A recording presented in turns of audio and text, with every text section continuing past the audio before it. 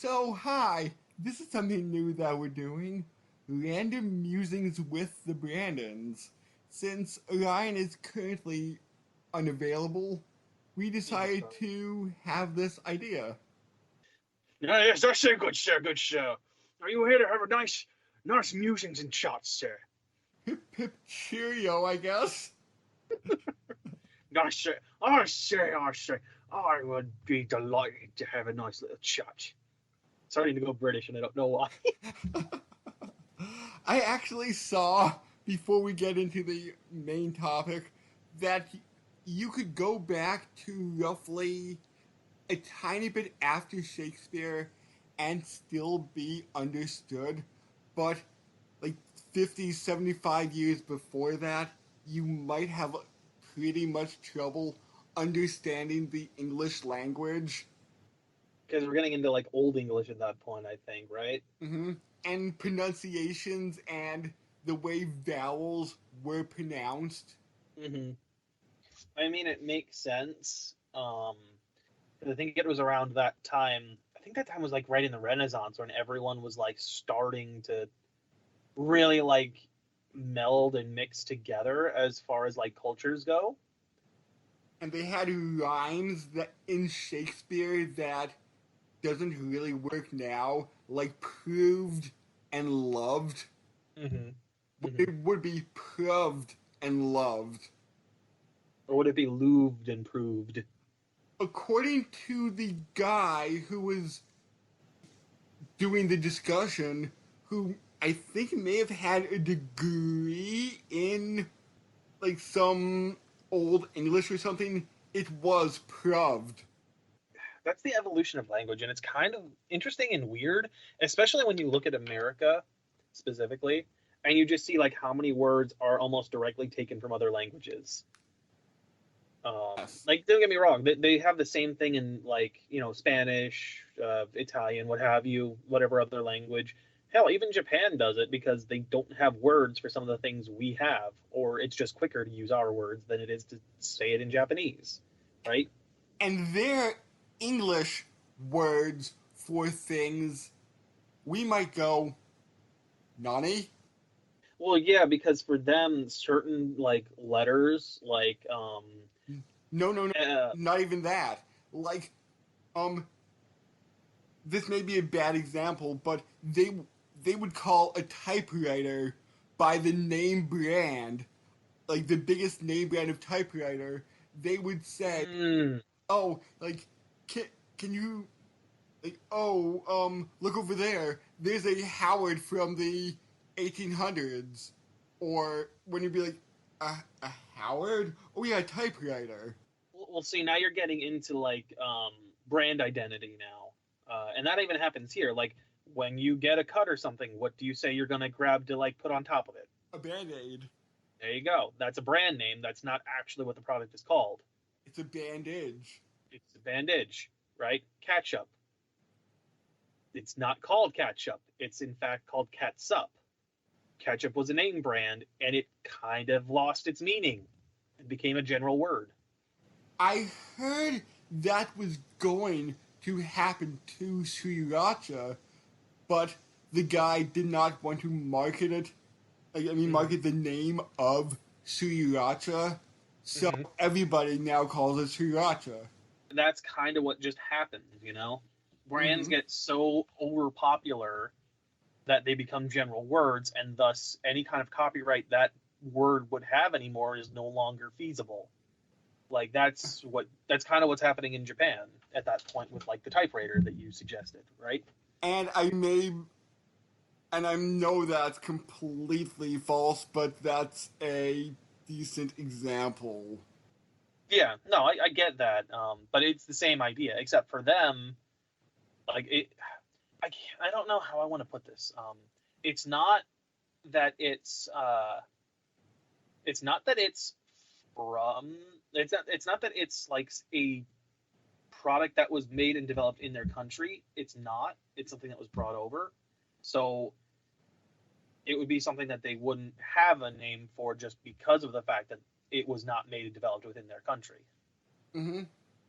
And again, that's probably me grossly misunderstanding the situation, just basing it off of an example that's not exactly accurate to begin with. Right, right. And speaking about products, product placement. Product placement in anime.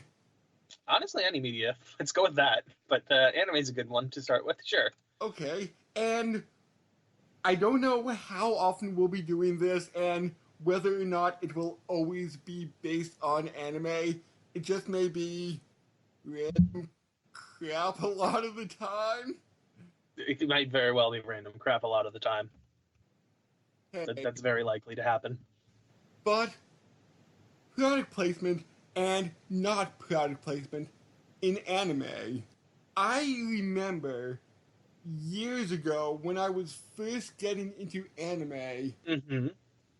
I had a quote unquote demo disc that was, I believe it was Now and Then Here and There being one of them, which we covered way far back. It's a Mm-hmm. episode, you should check it out. And also the Ping Pong Club.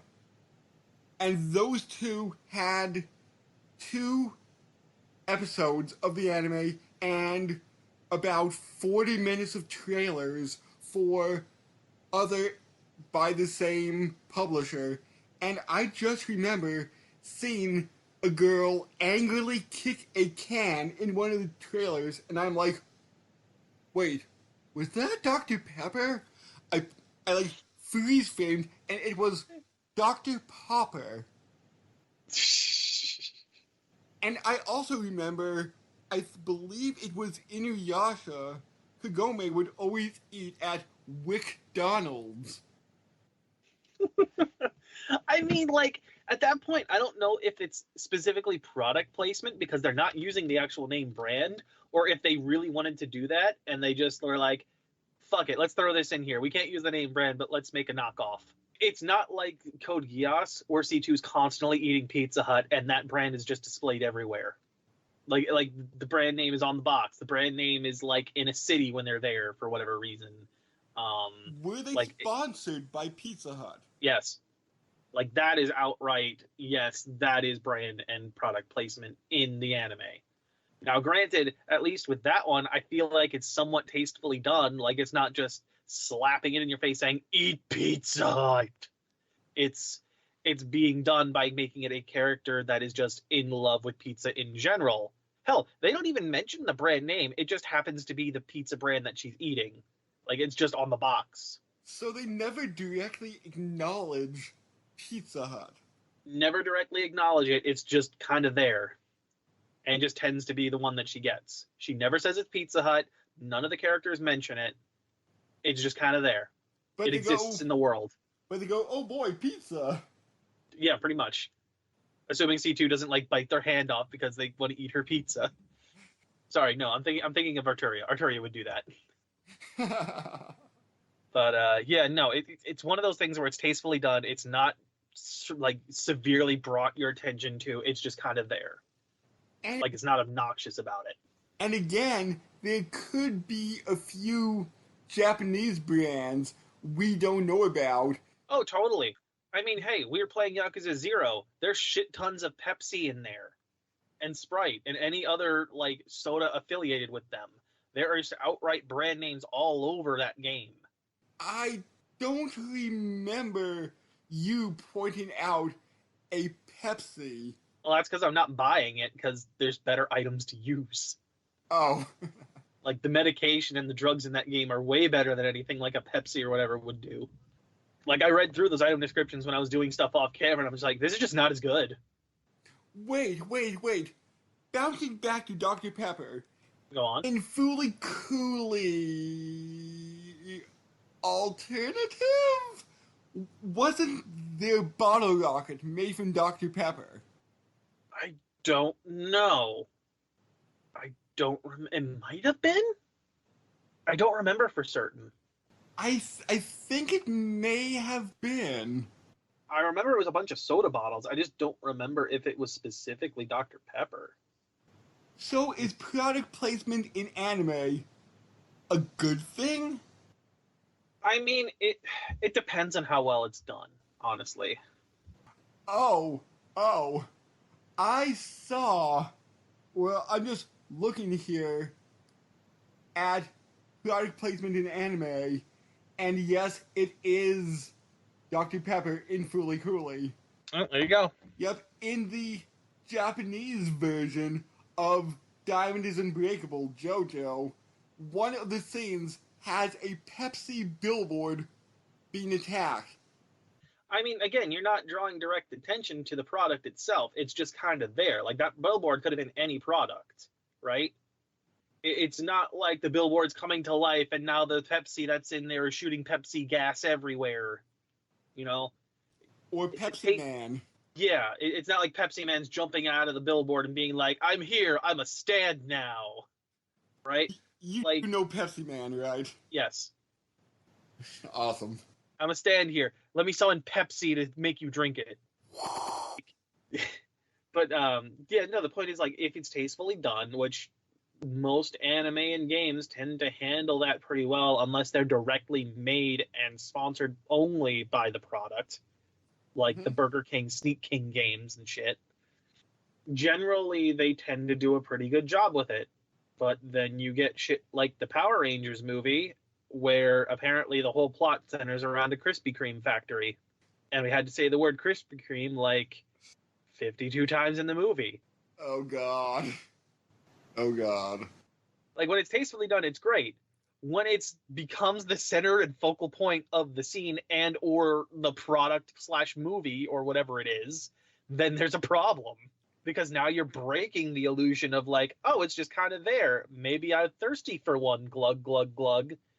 You're taking that and shoving it just in the viewer's face, and they're like, get this shit out of here. We don't want it. Although I haven't seen the Power Rangers movie, I would just love to see a compilation of characters talking about Krispy Kreme. Oh, I guarantee you can find it on YouTube. I guarantee it. Yeah, I mean, I haven't watched the movie either. I watched reviews of it, and I'm like, what the fuck? Really? I'll This is what probably we're doing? watch it later. Yeah, no, I can guarantee you there is some compilation of just like all the Krispy Kreme references from the movie. It's easily out on video that people can do that now, and you wouldn't have to rip from like shitty, whatever video cam recordings of the movie in theaters. I heard now that Hasbro owns the rights to Power Rangers, they're going to reboot the movie and make their own spin on it, so I have no idea what that will be like. I mean, like it'll come down to who they put in charge and how they want to do it. I highly recommend them not doing fucking Krispy Kreme, or maybe making a Hasbro factory now the main plot point.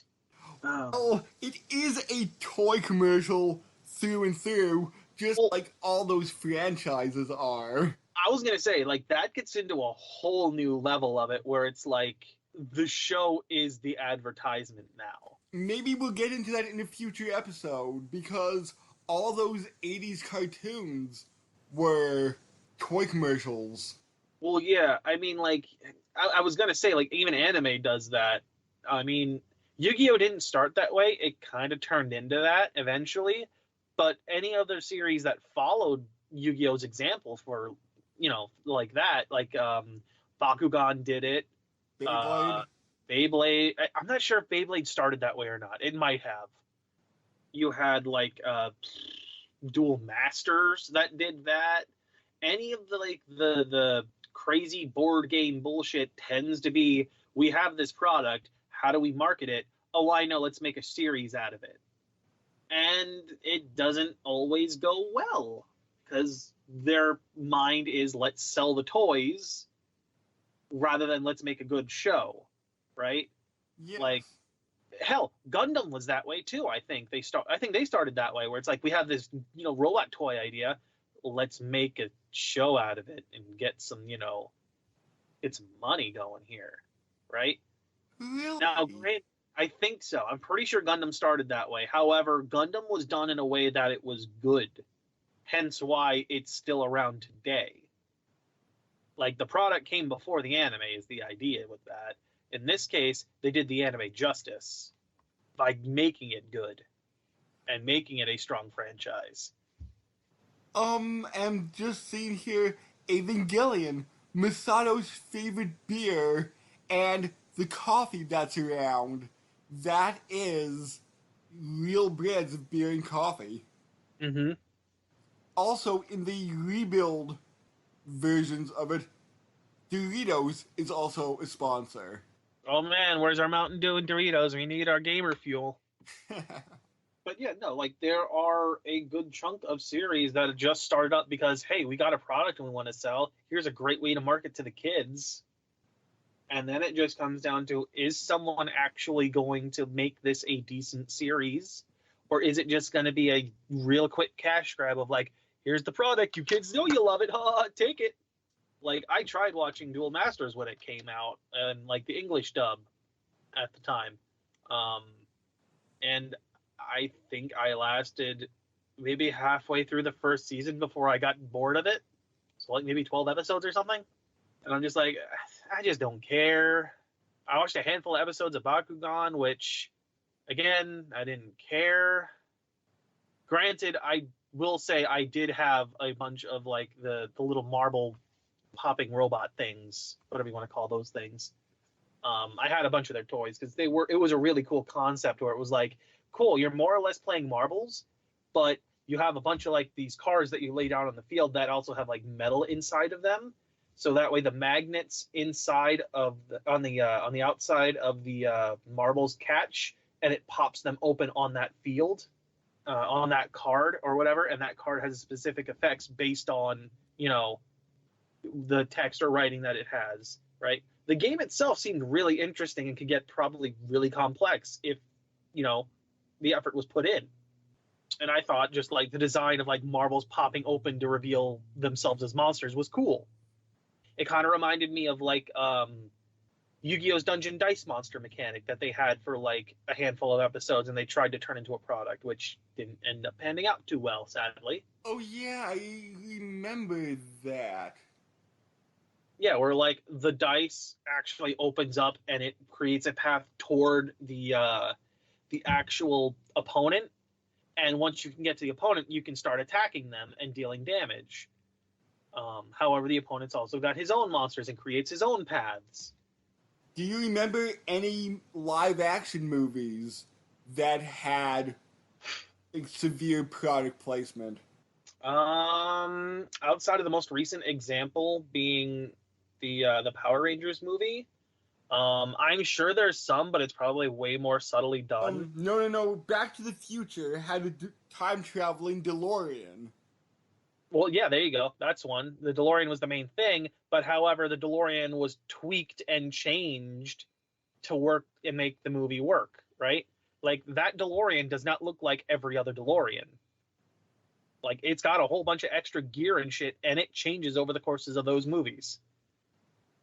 Like there's a reason why it's not just a regular DeLorean. It looks like it's got that time machine component slapped onto its back end.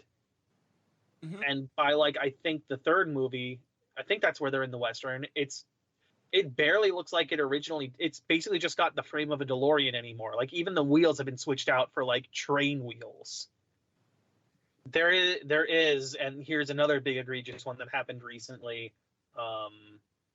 And by recently, I mean like within the last 5 years, the Emoji Movie, where the whole movie was just product placement, Oh, I've just like one product after another. I've heard of that. Yeah, no, it's not good. So that was product placement gone way bad. That was a movie that should have not been called the Emoji Movie. It should have been called Product Placement the Movie, because that's all it was. Because it's like, oh man, let's go from this one app to another app that you should totally download and play. But this other app here, it's really cool. You should get it because we're going to be in it. Oh man. Was Wreck-It Ralph like that? Wreck-It Ralph wasn't, because the entire movie was set inside of like a fictional game. Like the idea was like video games in that series how are like interconnected behind the screen, like when the game's not being played or is off, right? But Um, but they had quote unquote product placement for lots of video games if you would recognize the characters. Oh no, yeah, I was getting to that. There's technically product placement by like throwing those characters in, but they're also not the center of the movie, really. Like, there's a handful that are, but they're not like taken from a series. They're inspired by one. Like, if I remember correctly, there's like a war game that they're in, like a Call of Duty style kind of game. But the character they interact with there isn't a character that's in any of those games. It's a character all their own. It's an original one. Like, there's points where they see like a mini AA meeting kind of thing with like a bunch of villains and Bowser's in there, right? But that's like a really short scene and it's just played for comedy more than anything else, right? It's not a focus of the game, yeah, of the movie. It's not a severe kind of like obnoxious thing that's there that takes up, the whole center screen. I know that Wreck-It Ralph 2 took place on the internet, right? Yeah, I think the subtitle was Ralph Breaks the Internet. So was there a Candy Crush reference in there? I have no idea because I'll be honest, I haven't watched either of those movies. Oh. So I'm just going off what I know I've seen and what I've heard.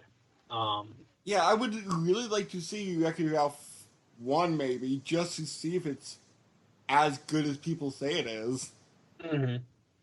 I've heard 2 wasn't as good as 1, but, I haven't seen it, so I can't say for certain.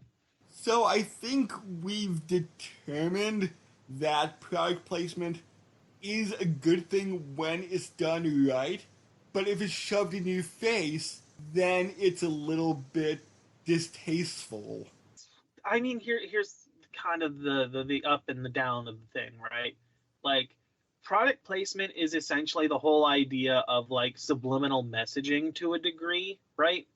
The only difference is like with subliminal messaging, it's like every so many frames we flash you a picture of this, and the movie continues on after that one frame of that.